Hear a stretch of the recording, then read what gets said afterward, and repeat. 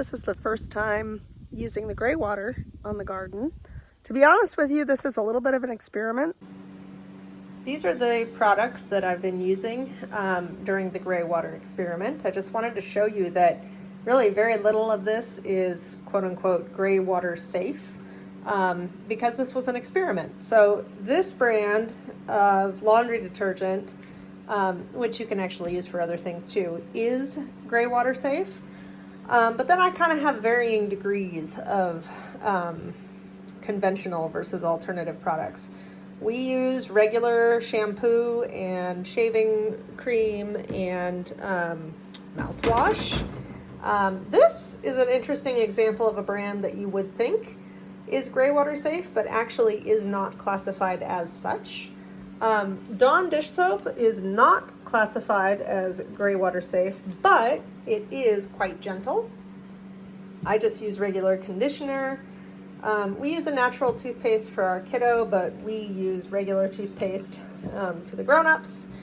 And as far as soap goes, we tend to use kind of homemade soaps. We also use a product called Squatch soap. William's been using that, and it is relatively natural as well. I wanted to talk a little bit about this one. This is Dr. Bronner's Castile soap, which is very popular in the off-grid homesteading community. I don't like it.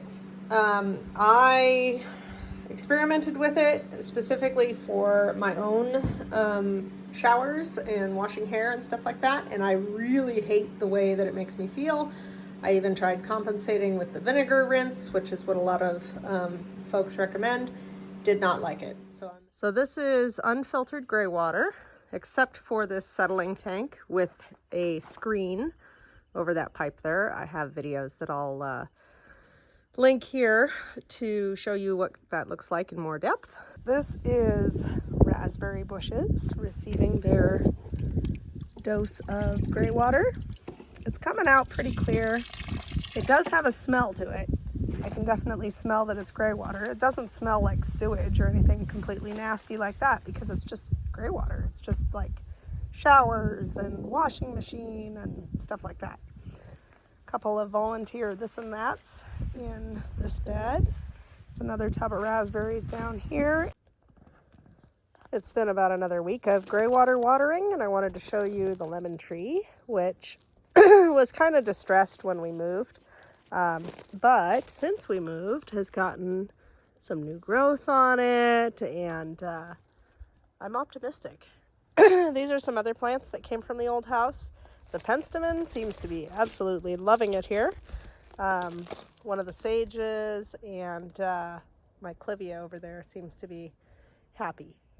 These guys just moved, so we'll see what happens with them. Here's the lemon tree and sage and penstemon, which is extremely happy. There's some other things going on up here too. One thing is I think my clivia does not like this much sun, so I'm going to move her. But my cymbidium is blooming, which is exciting. This one belonged to my grandmother, so it's kind of nice to say hi to her that way. Things look pretty good. My sage is ultra happy.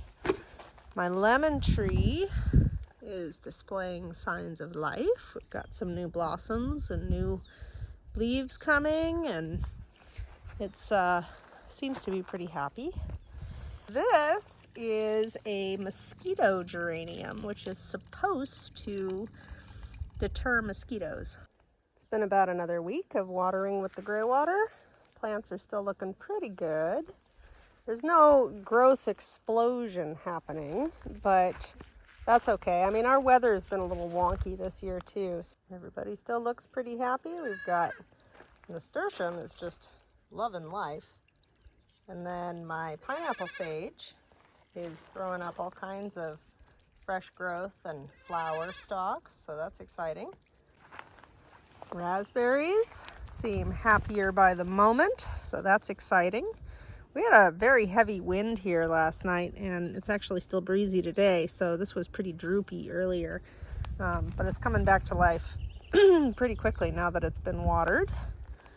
Got some volunteer marigolds. This plant actually overwintered. So I'm going to keep it around. I might move it somewhere else, but it's beautiful and happy. Something I'm considering a big success with the Greywater experiment is the fact that I have frogs living in my plants. Frogs, as you might know, are very sensitive to ecosystems, and so I'm pretty pleased to see them here. This isn't the lone warrior. I've seen probably 3 or 4 frogs like this in the last couple weeks. At this point, I'm declaring my Greywater irrigation a success. I've moved some of the plants up to the porch because they look pretty up there. But everything seems to be thriving, doing well, flowering. And now that summer is here and the temperature has warmed up, the growth is really exploding.